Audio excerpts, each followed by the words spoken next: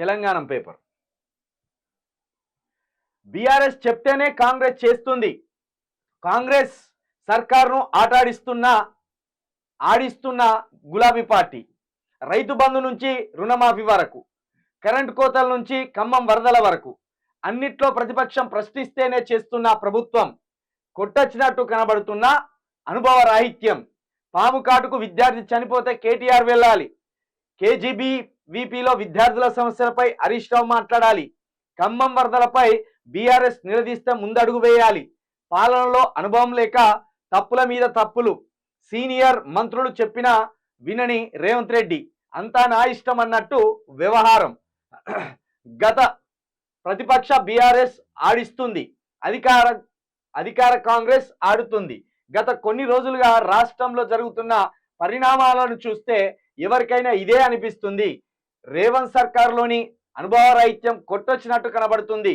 పలు సమస్యలపై బీఆర్ఎస్ గొంతెత్తితేనే ప్రభుత్వం స్పందిస్తుంది, లేదంటూ నిర్లక్ష్యంగా వ్యవహరిస్తుంది. దానికి ప్రత్యక్ష నిదర్శనం రాష్ట్రంలోని వరదలు.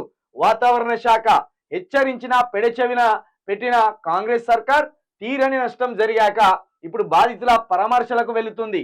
అదీను చుట్టపు చూపుగా వెళ్ళి రావడమే తప్పించి వారి స్థితిగతులు ఎలా ఉన్నాయన్న పరామర్శ కూడా సరిగ్గా లేకపోవడం వారి పనితీరుకు అద్దం పడుతుంది. నిజంగా భారీ వర్షాలతో ఖమ్మం, వరంగల్ మొత్తం అన్ని కాలనీలు జలమయమైనవి. ఆఖరికి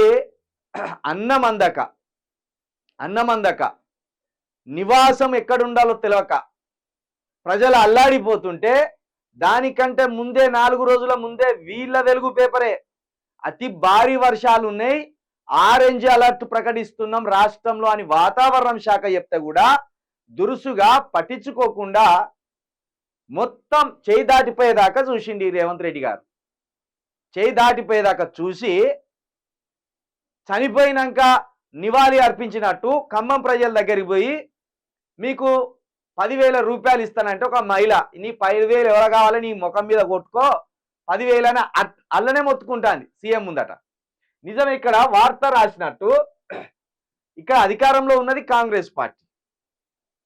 ప్రమాదం పొంచి ఉన్న ప్రమాదాన్ని పసిగట్టి ముందే జాగ్రత్త పడవలసింది అధికార పార్టీ. కానీ బీఆర్ఎస్ ఇక్కడ ముఖ్య పాత్ర పోషిస్తుంది. బీఆర్ఎస్ పోయి పరామర్శించి వచ్చినాకనే అధికార పక్షం పోతున్నది.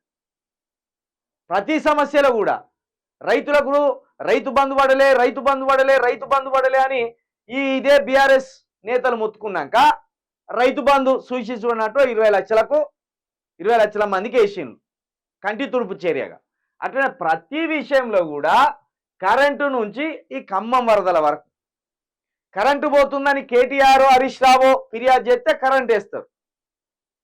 వరదల సమయంలో కూడా వీళ్ళు పోయి ఇప్పుడు పరామర్శించి వచ్చినాకనే కేటీఆర్ పరామర్శించి వచ్చి కేటీఆర్, హరీష్ రావు, గాదర్ కిషోరు, అదేవిధంగా ఇప్పుడు మన సూర్యాపేట ఎమ్మెల్యే జగదీశ్వర్ రెడ్డి గారు, గంగుల కమలాకర్ గారు వీళ్ళంతా కూడా నల్గొండ మీదగా ఖమ్మం పోయి మొన్న పరామర్శించి వచ్చింది.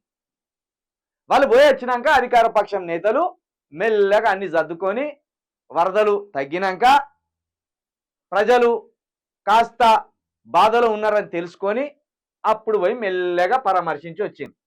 మొత్తానికైతే రేవంత్ రెడ్డి అనుభవం లేనితనము, రేవంత్ రెడ్డి దురుసుతనము, రేవంత్ రెడ్డి ముందు చూపు లేనితనంతో ఈ వరదల్లో అట్టర్ ఫ్లాప్ అయిపోయింది. పాలనలోనే రేవంత్ రెడ్డి అట్టర్ ఫ్లాప్ అయిపోయింది. అది స్పష్టంగా మనకు అర్థమవుతూనే ఉన్నది.